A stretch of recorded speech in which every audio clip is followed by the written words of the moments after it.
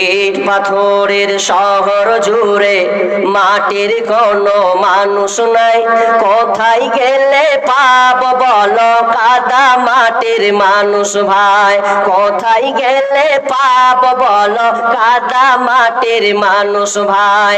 ইট পাথরের শহর জুড়ে মাটির কোনো মানুষ নাই, কোথায় গেলে পাবো বলো কাদা মাটির মানুষ ভাই, কোথায় গেলে পাবো বলো কাদা মাটির মানুষ ভাই। আকাশ চুম্বি দালান কোঠা এই শহরে ভরা, মানুষ গুলির হৃদয় যেন পাথর দিয়ে গড়া, হায় রে পাথর দিয়ে গড়া।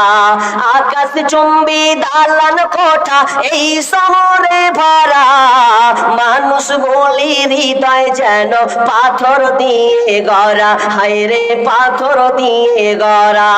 মাটির মানুষ হইয়া জানো, মাটির মানুষ হইয়া জানো মাটির ছিটা নাই, কোথায় গেলে পাবো বলো কাদা মাটির মানুষ ভাই, কোথায় গেলে পাবো বলো কাদা মাটির মানুষ ভাই। ইট পাথরের শহর জুড়ে, ইট পাথরের শহর জুড়ে মাটির কোনো মানুষ নাই, কোথায় গেলে পাবো বলো কাদা মাটির মানুষ ভাই, কোথায় গেলে পাবো বলো কাদা মাটির মানুষ ভাই। ইট পাথরের দালান গুলি যেমন করে গাথা, মানুষ গুলির মনটা যেন মিলে গেছে সেথা, হায় রে মিলে গেছে সেথা। ইট পাথরের দালান গুলি যেমন করে গাথা, মানুষ গুলির মনটা যেন মিলে গেছে সেথা, হায় রে মিলে গেছে সেথা। মাটির মানুষ হইয়া যেন, মাটির মানুষ হইয়া যেন মাটির ছিটা নাই, কোথায় গেলে পাবো বলো কাদা মাটির মানুষ ভাই, কোথায় গেলে পাবো বলো কাদা মাটির মানুষ ভাই। ইট পাথরের শহর জুড়ে, ইট পাথরের শহর জুড়ে মাটির কোনো মানুষ নাই, কোথায় গেলে পাবো বলো কাদা মাটির মানুষ ভাই, কোথায় গেলে পাবো বলো কাদা মাটির মানুষ ভাই। চাইতে জানি না, মানুষ আর মানুষ হয় না, অমানুষ হয়ে বসে আছি। কি আপনি আল্লাহর কাছে চাইবেন? যেই জিনিসটা চাইতে গেলে আপনার দুনিয়া এবং আখিরাত দুটাই সাকসেস হবে। কিন্তু রাবিয়া বিন কাবকে যখন বলা হলো, রাবিয়া বিন কাব চাইলেন আল্লাহর কাছে জান্নাত, সে জান্নাত চাইলো, বিশ্ব নবীর সঙ্গে জান্নাতে থাকবেন। এবার আল্লাহ রাসূল বললেন, রাবিয়া তুমি যদি আমার সঙ্গে জান্নাতে থাকতে চাও তাহলে তোমাকে একটা আমল করা লাগবে, যে আমলটা করতে পারলে তুমি আমার সঙ্গে জান্নাতে থাকবে। সেই আমলটা কি? যে তোমাকে বেশি বেশি করে সিজদা করতে হবে, আর বেশি বেশি করে তোমাকে সিজদা করতে হবে।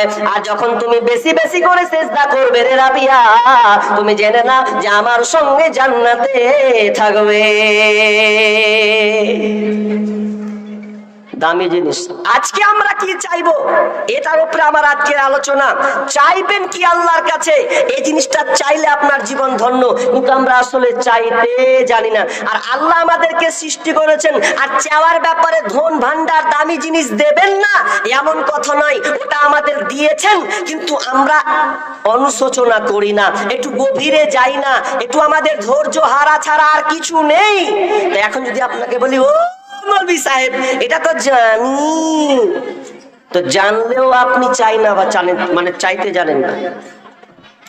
আচ্ছা বলেন তো, সূরা ফাতিহা কে কে জানেন? একটু হাত তুলে দেখান তো দেখি কত লোক জানেন। এদিকে লোকটি জানে না রে আল্লাহ সূরা ফাতিহা, তার মানে যাক সবাই জানে। তো সূরা ফাতিহাতে কি আছে? এই সূরা ফাতিহাটা এত ধনভাণ্ডার এতে লুকা আছে। সেখানে হেদায়েতের কথা চাওয়া আছে, সোজা পথের কথা বলা হয়েছে। जिसको हिदायत मिली उसको सब कुछ मिली, जिसको हिदायत ना मिली उसको कुछ भी ना मिली। যে হেদায়াত পেল সে সব পেল, যে হেদায়াত পেল না সে কিছুই পেল না। তার মানে তার আপনাকে হেদায়েত নিতে হবে আগে। আজকে নিয়ে বাড়ি যান হিদায়াত। অথচ আমরা সূরা ফাতিহা প্রতিদিন পড়ি, যে সূরা ফাতিহা না পড়লে নামাজ হবে না, নামাজ বাতিল হয়ে যাবে। প্রত্যেকে সূরা ফাতিহাটা জানা লাগবে। এই সূরা ফাতিহাতে কি রয়েছে, এটা দামি জিনিস লুকানো আছে, অথচ আমরা একটা একটা করে আয়াত পড়ি না। তাড়াহুড়া মানে যখন রমজান মাস, আর তাড়াহুড়া মানে কোরআন পড়তে গিয়েও আমরা তাড়াহুড়া করি। কত বুড়া বাপজি গালা আছে কোরআন পড়ে না, ওই রমজান মাসে একবার কোরআনটাকে খুলে দিলে, রমজান মাসে একবার কোরআনটাকে খুলে দিয়ে এমন চেহারা দেখা পড়ে ও আইন কত করতে পারছে, বছরে একবার পড়েও ভালো করে পড়ে না। আর মসজিদে ভালো ইমাম খোঁজার চেষ্টা করি না, কি চেষ্টা করি কত অল্প বেতনে পাওয়া যায়, 5,000 হোক আর 4,000 ওকে দিয়ে চালা করি না।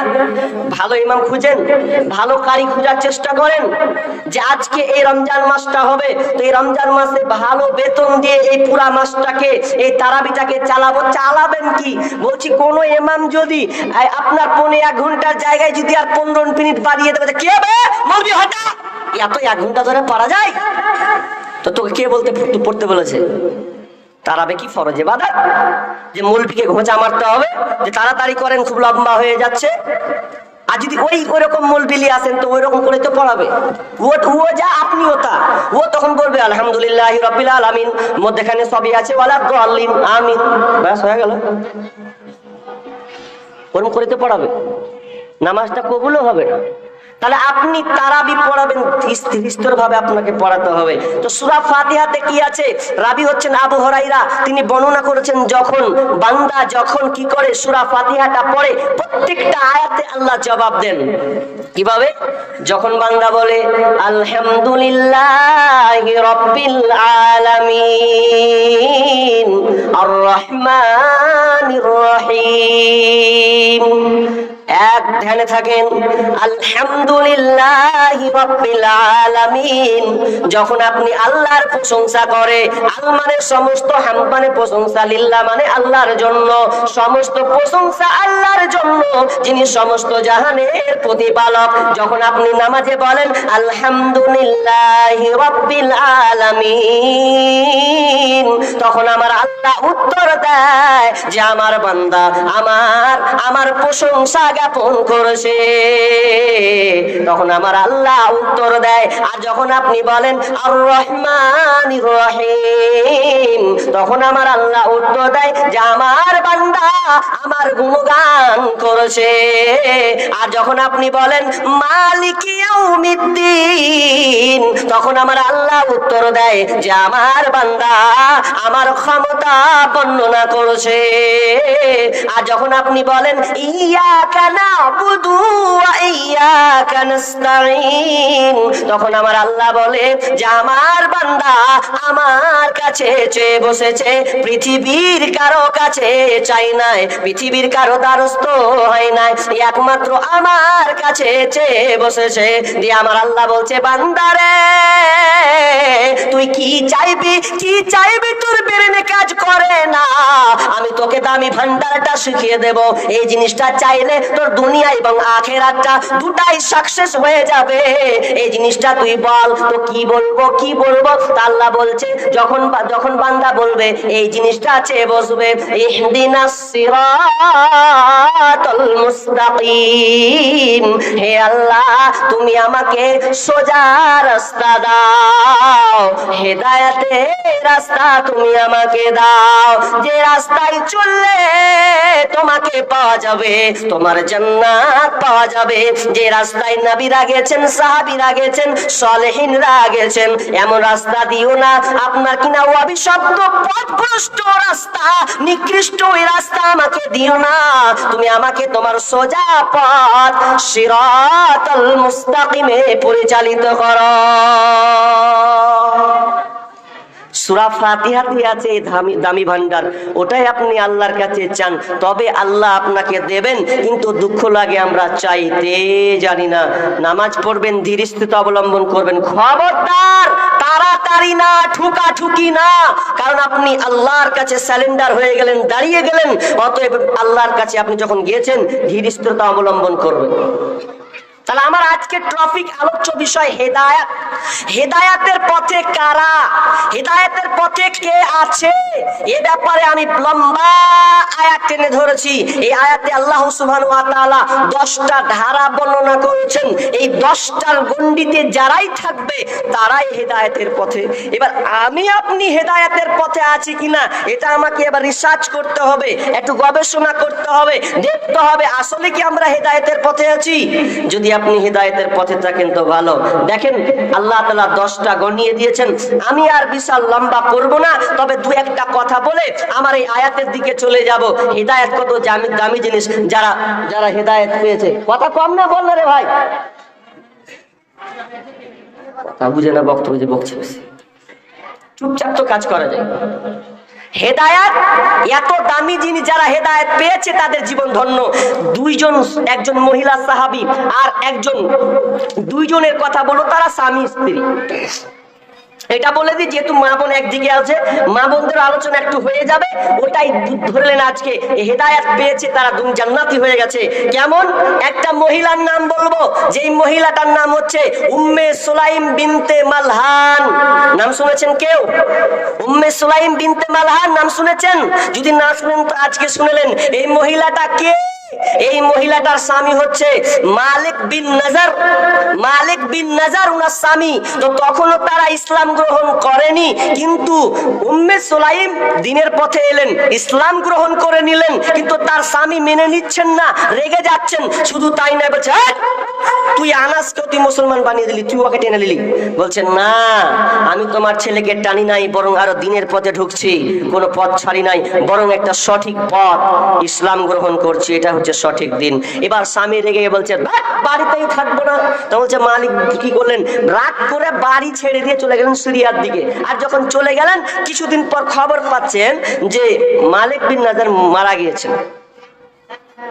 এবার থাকলো একা, স্ত্রী আর ছেলে আনাস। এবার কি করবে? তিনি দুঃখ প্রকাশ করলেন, যাক নিয়ে নিয়েছে, আল্লাহ নিয়ে নিয়েছে, যাক। তো এবার ইয়ার দিকেই কিন্তু এবার কি করেছেন আবু তালহা।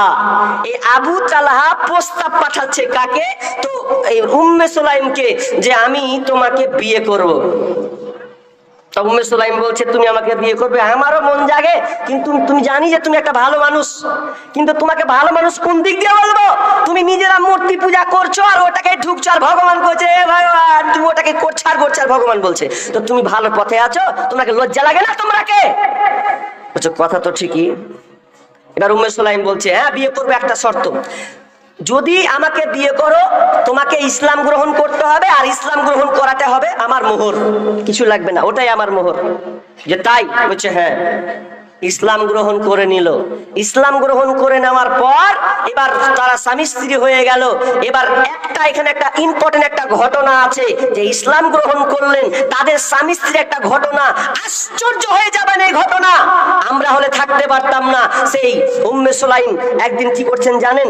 যে তার স্বামী বিদেশে আছে, বাড়িতে নাই, বিদেশে আছে। তো এবার উম্মে সুলাইমের আবু তালহার সন্তান একটা মারা গিয়েছে। তো মারা যখন গিয়েছে, তো এবার উম্মে সুলাইম বলছে এই বাড়ির লোক সকল শোনো, তোমরা কেউ বলবে না, আমার স্বামী আসবে, আমার স্বামীকে বলবো যে আমার সন্তান মারা গেছে, তোমরা কেউ মারবে না, ঠিক আছে? মারবো না, না কেউ আমরা বলবো না, কোনো কথাই বলবো না। এবার কি হয়েছে?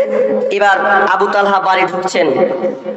এবার বাড়ি ঢুকবে, উম্মে সুলাইম সুন্দর করে সেজে নিয়েছেন যে স্বামী বাড়িতে আসবে, এই জন্য তার সৌন্দর্যটাকে, তার চেহারাটাকে যত কিছু দিয়ে পারা যায় সুন্দর করে তিনি সাজিয়ে নিলেন। তো কেন সাজালেন? যে স্বামী বাড়িতে আসবে, কার কেমন মেজাজ মন মানসিকতা থাকবে তা ঠিক নাই। এই জন্য স্বামীকে মানে সন্তুষ্ট করার জন্য, স্বামীর হক আদায় করার জন্য সুন্দর করে বিছানাটাকে বিছিয়ে দিয়েছেন, আর সে নিজেকে সৌন্দর্য হয়ে গেছেন, পরিপাটি করে সুন্দর করে সাজিয়ে নিয়েছে। আর আমাদের আজকালকার মেয়েরা কেমন গো, স্বামী যদি বাড়িতে আসবে রাত 12টার পরে, হয়তো ট্রেনে হয়তো 12টা রাতে 1টা লেগেছে, ও জানছে যে এখন বাড়ি ঢুকবে একটার সময়, তো যখন স্বামী যখন বাড়ি ঢুকছে তো ল্যাল খেপড়ি নিম পেড়েছে, লাল পড়ছে, এখান দিয়ে চুলগুলাকে খেপির মতন করে দেওয়া আছে, যেমন করে দুয়ার খুলছে।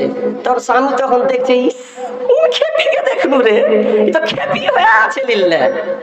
আর ও রাস্তা থেকে এসেছে, কত মেয়ে যে দেখেছে, ও বা দেখে নাই রাস্তাতে কত আসতে গিয়ে কত সুন্দরী সুন্দরী একদম সেজা খাজা গুজামে তার চোখে পড়েছে, আর ভেবে নিলে যে আমার স্ত্রীটা কি করতে যে পারি, বাইরে ছিল ওই ভালো ছিল। এটা করিয়েন না মা বোন। স্বামী আসবে বাড়ি তো নিজেকে সুন্দর করে সাজো, তাহলে যেন তোমার স্বামীর তোমার মুখ দেখে যেন সন্তুষ্ট হয়। আমরা সাজি না, যদি বলা হয় হ্যাঁ রে কি ব্যাপার তুই ফের এখন সাজিস না, ও খালাতো বহিন কি কইছে জানেন, কইছে কি আর সাজবো, কে হাকে দেখবে, মানে বিহার আগেও খুব সেজেছে, তোর বিয়ে করে লেছে, তো এখন কইছে কে দেখবে আমাকে, শয়তান কোন জায়গা কে দেখবে, তোর স্বামী দেখবে। মানে আগেকার দেখার লোক ছিল, এখন আর দেখার লোক নেই। এমনি ভাবে ছেলেরা দেখবে না, আগে একদম এত বড় চুল, আর একবারে একটা করে জামা চেঞ্জ করে, আর একদম এই যে কি বলে এটাকে পারফিউম একদম মারছে, সেন্ট খাতরা করে মারছে। আর যখন বিয়ে করে নিয়েছে তখন বলছে, ওর মা যদি কইছে হ্যাঁ রে খাপাতি এরকম কেনা থাকছিস রে, কি করবো কে দেখবে গে, ওকে বলে কে দেখবে, এতদিন তুই কাকে দেখালি, আর এখন তোর বিয়ে হয়েছে, আর এখনই তো দেখার সময়। স্বামী স্ত্রীকে দেখবে, স্ত্রী স্বামীকে দেখবে, এটাই হচ্ছে নিয়ম। কিন্তু আজকে আমরা শয়তানি কার্যকলাপের মধ্যে চলে গেছি।